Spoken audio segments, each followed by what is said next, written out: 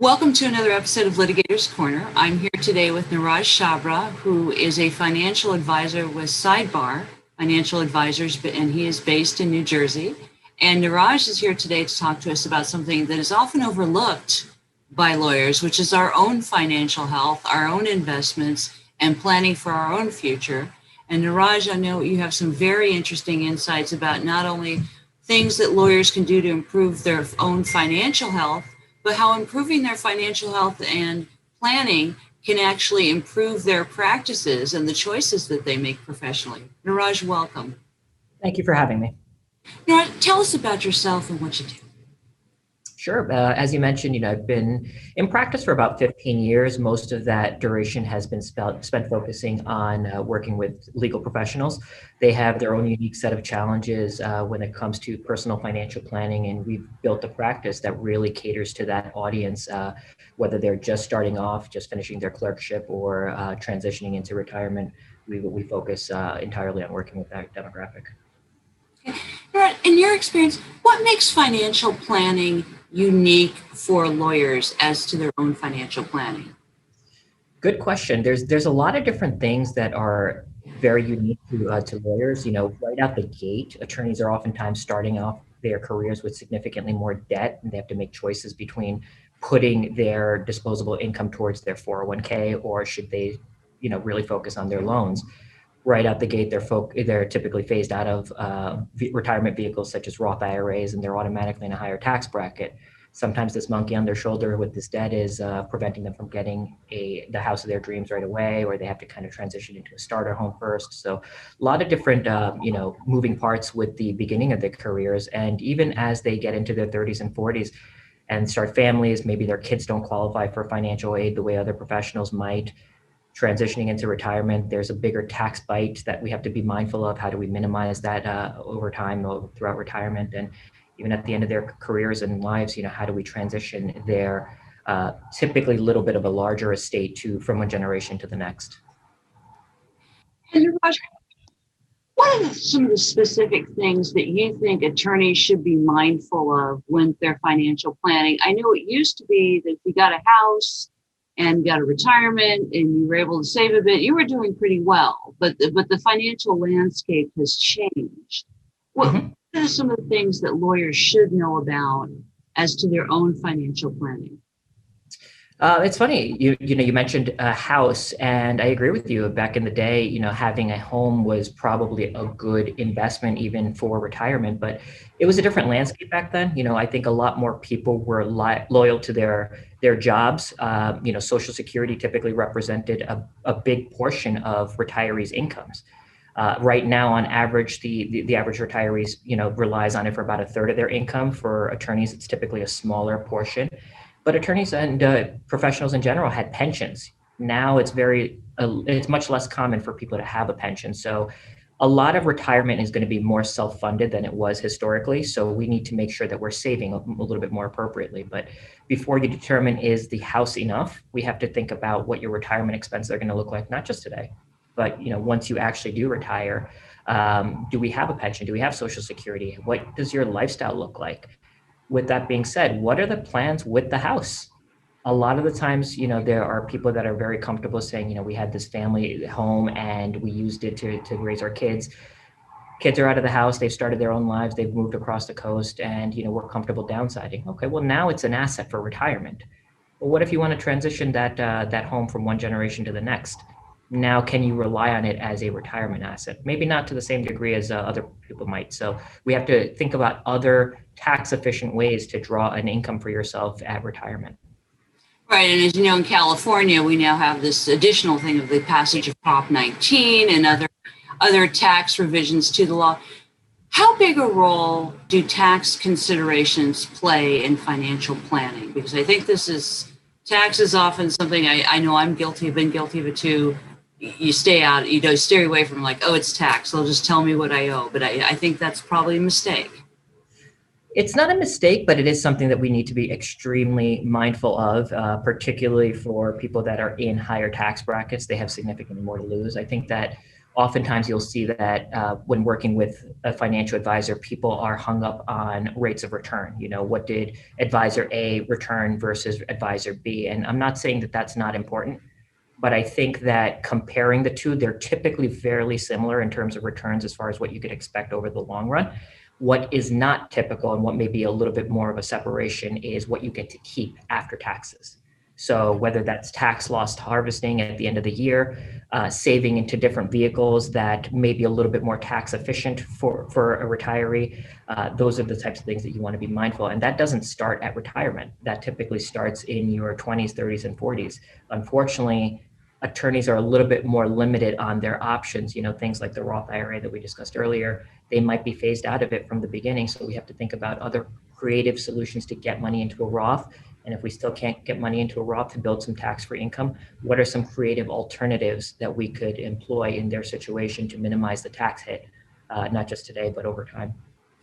Raj, how important is it for a lawyer to have some sort of base of understanding and knowledge about investments to be able to manage their own money? And why do they need a financial advisor? Why is it recommended? Sure. There are definitely a subset of people that are do-it-yourselfers. If you think that you're one of those people that are going to be paying attention to the markets and stay abreast with recent tax law changes and everything like that, you might be able to go at it alone. But I think for majority of people, particularly with attorneys where time is money and time that they're spending doing their own personal finances is time not billing a client, it can create a little bit of a give and take. Myself personally, we have a financial advisor because I know at the end of the day, I do this for clients all day long. I don't want to come home and do this for myself. So my wife and I decided to delegate that to a third party. And it does help even for ourselves to hear a neutral third party. When we first hired the advisor, I was having a conversation with my wife and she thought I was crazy for wanting to hire somebody to do this. But at the end of the day, it doesn't matter what I do for a living. The advice was never coming from a financial advisor. It was coming from a husband. Different perspective altogether, and having somebody objective really helps, not just her, but even for myself. Money could be very emotional. And, when it's your own money, you'll make emotional decisions that even as a professional, I know how to be objective for other people's finances, but maybe for myself, I might have reached a different conclusion. So it's been helpful. You never know what you're going to learn from the other professional that you decide to hire. And that's exactly an excellent point, Niraj, is that as I know, just from advising our clients, and we don't give financial advice, but we do know as lawyers that often financial decisions aren't based on an objective, rational decision-making. They're based on emotion. You hear these, I don't care what it costs, or I want to get every dollar, or, people get emotionally invested in investments and residences and an idea. And it may not be in their best interest to proceed with that way, but they're going to do it anyways. And unless they have someone else advising them, they could wind up making decisions that maybe aren't disastrous, but they could be in a much better position later based on if they had some objective, sound advice. Absolutely. I think if you think about, I don't know if this is still true, but at one point I read a statistic that was saying that the number one reason that people get divorced in this country is financial. People have different perspectives about money, and it doesn't mean anybody's wrong. You might have a husband and wife, both very successful attorneys. One had a parent that paid for 100% of law school. The other one said, no, I, paid for it myself. I took out student loans. How do they want to raise their kids? What are the decisions that they want to make for their children? And again, there's merit to saying, well, it made me a better person to pay for my own law school. And the other spouse might say, well, I want to make sure that they get started off on the right foot financially. Nobody's wrong, but having an objective third party might help, mitigate the concerns and the fighting inside the household. Or come up with some solutions that maybe aren't exactly what the person wants, but they can live with it, and they could come to an agreement where they feel good about it. Niraj, people are living longer than ever now, and I think a lot of people who probably were planning to live to a certain age may live much longer. Things like that. The financial landscape has changed significantly. What was a good investment today may not be a good investment tomorrow. How do you factor those in? What should lawyers be aware of when they're looking at financial planning? Good question. So a couple things to keep in mind, as you said, people are living longer, which makes the idea of delaying Social Security a lot more attractive today than it was probably 20 years ago. The longer you wait to take Social Security, the more robust the benefits will be. The good thing is that attorneys tend to be very passionate about what they do, and while they don't typically follow under the same traditional definition of retirement as other professionals, it's usually a very hard line in the sand at age X, whether that's 65, 66, or 67, they typically stop working. Whereas with attorneys, it's less of an on-off switch as much as it is a dimmer, where they will just take on cases that they enjoy working with, or take on cases that they're more passionate about, or work with clients that they enjoy working with, and slowly transition into retirement, which makes it a little bit easier to factor for longevity.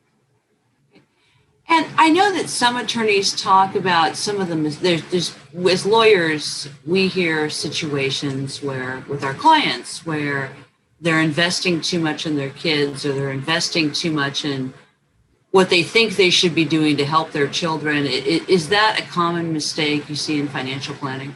Unfortunately, yes. I'll give you a great example. I had a client who was doing very well for himself. He was making $600,000 a year. Had a very big family, or big compared to my family. He had 5 children, and we were talking. We started working together while he was in his 60s, and one of his biggest regrets was being as generous with his children as he was. And when we spoke a little bit further about this, he wishes that he knew what the consequences of his generosity would have been 20, 30 years ago, because unfortunately he was 70 years old and still had to work. With the 5 children, he helped all of them. He paid for 100% of their education. The ones that decided to get married, he paid for their weddings. The ones that bought a house, he helped them with 100% of their down payments. Had he known that this meant working into, his 70s, he said that maybe I wouldn't have helped them with 100%, or I would have said no to the down payments, or 50% of their education. So hindsight's always 20/20, but I think that especially for the people that might be, in their earlier middle stages of their legal careers, it's always helpful to know what the outcome's going to be at the end. You might make the same decision. You might still say, I don't care, I value education, and I want to make sure my kids get started off on the right foot. But at least you went into the decision knowing that it means working an extra 5 years, as an example. And for some people, this may go without saying, but if you're able to manage your own personal finances, as you just demonstrated with the example you gave, how do you think in some ways that can affect a lawyer's professional life? A lot of the times people are very capable of doing these things on their own. At the end of the day, it is something that, if you follow it along on a pretty consistent basis, you might be able to manage your own portfolio. But at the end of the day, it is an emotional thing. So people oftentimes will try to time the markets, and that's usually where they go wrong. They think that, COVID was a great example. Who would have thought that the markets would have gone as high as they did, as fast as they did? So I had clients that were oftentimes talking about, let's pull out now, let's get in now. And had they, just followed their knee-jerk reactions, it would have been they would have put themselves in a very bad spot. So it's important to separate emotions from finances. And oftentimes, as I pointed out earlier, it's very hard to do when it's your own personal finances. And as lawyers, if they pay attention and make their finances their financial health a priority, that can also affect their practices. I would think they can maybe be able to make decisions. They may be able to work on what they call the passion project. They may be able to take that case in their own practice, that as opposed to, well, hey, look, we need to pay bills and we have to make this amount of money. We can't do that now, but maybe they're able to take on a pro bono project, or maybe they're able to do some other kind of work as well that they might really enjoy and enrich their practice later on in their career. Would you agree? Absolutely. I think that people underestimate the overlap between people's professional lives and their personal lives. And it's a lot more than you would think. And, I remember teaching a CLE for a group of solo practitioners, and one was, we were talking about the importance of having an emergency fund. As a general rule, for most, the general population, they typically say you should have somewhere between 3 to 6 months worth of expenses set aside in cash. Somebody who works on contingency, it should be a little bit more, because it could be a couple years before you get a case, before you get paid on a case. One of the audience members actually talked about the fact that having a higher emergency fund made them a better lawyer. And when I asked him to elaborate on that, he pointed out that before he built an emergency fund, he was taking on cases that he had no business taking on, just out of desperation. He was lowering his rates and wasn't staying true to what he felt was a fair hourly rate. Once he had money in the bank, he was able to turn away more business and stay true to his personal beliefs and what his strengths were. So there's definitely a lot of overlap between personal and professional lives, especially when it comes to money. And I think that most lawyers can relate to, it's good feeling when you can have cases and you can say no and you can do these things. It is not a good feeling when you've got to keep money coming in, you have bills to pay, you have payroll or rent or whatever else you're doing, lease payments, and you really don't want this case, but you know what, you need the business and you know you have to do it. There's a big, big difference there. And I think as lawyers, we are in situations like that anyways, for various reasons, depending how a case develops. But at the beginning of a case, if you're feeling like that, it is hard to stay motivated and it's hard to stay invested in something that you're really not that interested in or don't want to do. Especially, as you decide to start winding down your practice, you want to be a little bit more selective. And, coming from a position of strength, financial strength allows you to be much more selective and lead a much happier life, both professionally and personally. Yeah, and I think a lot of people just feel strong, as you from a position of strength, they just feel a lot more solid and a lot more good about themselves. Niraj, a lot of the advice I know that things you're touching upon, I know, for example, a business litigator, a family law attorney, an estate planning attorney might have that discussion with their clients, even if they're not giving financial advice. Why do you think it's so difficult for lawyers to take their own advice or be objective when it comes to their own finances? I think it's probably for the same reason it is for financial advisors. It's your own money. You're going to make other decisions than you would for your clients. And you're probably just not getting to it. You might be busy, like I said, doing this for other people all day, that when it comes to your own personal stuff, you are a little bit more negligent. And I'm glad that's the case because, it means that I have a career. So, it's a good thing for me that other attorneys may not necessarily have time on their own. And a lot of people think, lawyers included, that I'm of a certain age, I'm in my 50s, I've already been down this road, I'm not a beginner anymore. What does financial planning help someone who's maybe starting late, having a change of life, maybe they've had a death in the family, hope not, knock on wood, go through for a divorce, going from a big firm to a small firm or a small firm to a big firm? Why is that not accurate, would you say? There's a lot of things to consider. A lot of the times you're right. Attorneys typically do know the financial 101. They know the basics on insurances. They know that they should be maxing out their 401k. Where I really step in is the financial planning 2.0, where we start to talk about more advanced strategies, such as this tax income. How do we minimize taxes throughout retirement, particularly in the distribution stage? So I think that you've been doing things a certain way your whole life. You've been trained to put money away, and putting money into your 401k is not the same strategy as taking money out of your 401k once you actually do retire. So there is a change in your approach. Your experience could almost work against you because you've been doing it a certain way for the last 30, 40, 50 years. And now you have to change the way you think about your finances. And it's a hard transition for certain people to go at it alone. So that's number one. The second thing is, in my experience, people oftentimes go into their careers with a certain plan in place. But what I've noticed is whatever their vision was for themselves usually changes. Even if their vision hasn't changed, they went into their careers and they're seeking, everything they sought out to do is being achieved. The path that gets them there typically does change. So as a result, your financial plan needs to change for all the reasons that you named, whether it's starting a family, changing jobs, you went from public to private sector, et cetera.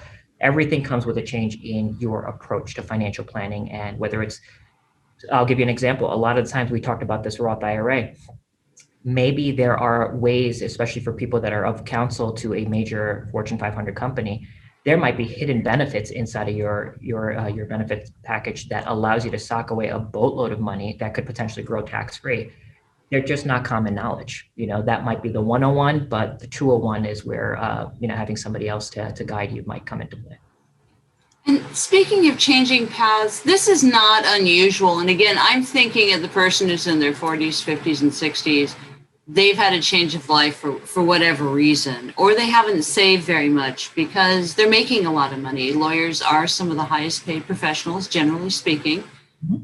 And they think there's, like a lot of people, there's going to be time later to do that. And they fall into the trap of, putting everything on cruise control or thinking I'll make it more later, or they have, the professional lifestyle where I can afford it, so I'm going to do that. And they think about things, well, I never got to do, oh, sure, I can afford this. And then they realize they haven't saved much in their midlife. You see this more often. I was actually surprised how often you see this with lawyers, and most of them may or may not admit it. Sure. What do you say for lawyers who are in that situation, or for whatever reason? There could have been a few lean years, a divorce, medical bills from a ill family member. What would you advise them? Separate the stuff that's in your control and the stuff that's not in your control. Everything that you just described, whether it's a medical issue or a divorce, to a certain degree, it's out of your control. That's not, something that resulted of you being reckless with your finances. But there is a certain amount of keeping up with the Joneses that is prevalent within the legal community, whether it's to a networking event and picking up a round of drinks for everybody or something along those lines where you're going to summer or things of that nature. We see a lot of that where you send your children to school. There's definitely quite a bit of that within the community, and it expands to other professionals, but it's definitely prevalent with lawyers. So try not to keep up with the Joneses, because there's a saying that, try not to keep up with the Joneses because the Joneses are broke. There is a certain element of that is true. Just because something worked for your neighbor or your friend or your colleague does not mean it's going to apply to you. They're in a completely different situation as you. So maybe they had their parents pay for their law school. Maybe they don't have children. Maybe they have two working spouses. You're two working partners. Everybody's in a different situation. So don't try to replicate what your friends or colleagues are doing, nor should you try to piecemeal it. Certain types of investment decisions or products may make sense as a standalone vehicle. Cash value life insurance is a great example of that. People are oftentimes sold these because they sound great on paper. They could be used for your retirement. They could be used for your kids' education. They offer a death benefit, tax benefits, etc. Sound great, but does it fit within your household budget? Are you taking advantage of some of the other vehicles available to you? And if the answer is no, does it still make sense in the context of your greater financial picture? So look at your own individual situation rather than what your friends and colleagues are doing. I know we talked about that. Do you generally recommend that lawyers delegate that responsibility, that they take the time for financial advisors, or that they, at a minimum, take the time to learn about the other investment options or have someone they can call? Mm-hmm. Every individual is different. There is a certain level that most people are capable of doing on their own. It's just attorneys are busy people. It's a matter of time and whether they have the time to allocate towards that. I'll give you a great example. When my wife and I bought a home about 18 months ago, the prior owner left all the sealant for us to redo the driveway. And I told my wife, I will get to this. It's been 18 months and I have not gotten to it. Now, I know exactly how to do this project. I've done this before. But was I willing to dedicate the time to that? No, I would rather spend the time with my family, and ultimately I had to give in and say, no, let's hire somebody else to do it for us. It's no different with financial planning. Are you really going to do it yourself? And if the answer is yes, by all means, continue to do so. But if you think that you could, you're not getting to it, set yourself a deadline and say, okay, well, I haven't done this in X amount of time. Let's hear what a financial advisor has to say. And this isn't a plug for myself. This is a plug for the, my profession in general. Oftentimes you're going to learn certain things from a professional that's doing this day in and day out that you're just not going to do on your own. No matter how much you try to Google, you're just not going to know what to put in that search box. Or sometimes I think it can be a back to basics things like, I know these things, I just have to do them. And I think we can all are guilty of certain things that we should be doing or intended to do, just haven't gotten to it. I can name several projects I've got around my place that are, I had intended to get to and I haven't. I'm like, oh, it's been a year. Okay. And but no, Niraj, when a person is choosing a financial advisor, I know there are certain things you need to look for. Are the rules different for lawyers? Some same, some different. What would you say? As I said, we focus primarily on working with lawyers as clientele, which makes us a little bit more attractive to certain professionals, certain attorneys than others. The reason I say that is many advisors work with clients on a percentage of their portfolio and have certain minimums as far as asset thresholds go. Our practice is a little bit different in the sense that because we built a pricing model that accommodates not just the person that's going to retire that's got several $1 million in their 401k, but the person that's starting off their career, they need advice too. They're at a different phase. They have a significant amount of student loan debt and no assets in their name, but they still want to know, should they put the money towards their loans or their 401k? They want to think about how to get their family started. They're starting to make good money. So we're able to cater to that audience, whereas some financial advisors may not. Not to say that we're the only ones that can do it, but there's a lot of that with regards to hiring a financial advisor. Any financial publication you search for will give you a checklist of things to ask. But some of the things that you want to kind of think about when you're interviewing advisors is, number one, how do they get paid? Do they work on a percentage basis, a commission basis? Are they fee only? Are they a fiduciary? Meaning, are they responsible for acting in your best interest, not their own? Are they a certified financial planner? Meaning they've gone through extensive training, not just from the investment side of things, but comprehensive planning. And do they understand your needs? Finances are very personal. At the end of the day, it doesn't matter how good they are. If you don't click with them, if they don't understand things about you and the way you think about money and your mindset, you're not going to get anything done if you just don't vibe with that individual. So it's important to make sure that you find somebody who's the right fit. So it's always helpful to interview a few different advisors when making such an important decision. And the people you're comfortable talking to. I think it's a common complaint for financial advisors, and I know that it is for some clients with lawyers. Like, I don't really feel like I can talk to my lawyer or my financial advisor or my doctor. And then so I think there's a level, you have to feel comfortable. Maybe not, they don't have to be best friends. You don't have to go hang out with these people, but I think you have to feel comfortable enough to express how you feel about it and feel comfortable that you're in an environment where you don't feel like you're being shamed, embarrassed, or, I've heard situations of, unfortunately, with lawyers and financial advisors where the client almost feels like they're being reprimanded because they're asking a question. And it's, I think finances are such a personal issue. And again, the reality is they are vital to your health. They really are. You asked the question earlier, should you, try to do it yourself or anything like that? Even if you decide to hire somebody, it's still important for you to ask questions and feel comfortable with the recommendations you're being given. And you should never feel like you should be ashamed to ask a question, whether it is a 101 or a 201 question. You should feel comfortable asking your financial advisor, well, why are you recommending this and not that? Whether you came up with that recommendation because you were talking to a colleague, another advisor, read an article, it should be something that you're open to discussing. And at the end of the day, the advisor's job is to help you make informed decisions for yourself. It's not them instilling their beliefs and their values on you and your family. Just because they paid for their own education and you want to provide your kid with their education does not mean that they should be telling you what you should be doing. You have a different way of growing up. You have a different way of thinking about things, different philosophy. You're in the driver's seat. The advisor's job is just to show you, if you pull this lever, what's going to happen at the end of the tunnel. What are some things, if we take away nothing else from today's Litigators Corner, what would you want us as lawyers to remember about our financial health and working with in the world of finance? There is no one size fits all. Everybody's in a very different situation. So try not to do what made sense for, like I said, your colleague. Come up with an individual plan that's tailored to your overall financial situation, because your situation is going to be very different than your colleagues. Even within the legal community, it's different from attorney A to attorney B. As an example, if you are a shareholder at your firm, you might have to wait for quarterly distributions or year-end distributions to know what your personal finances look like.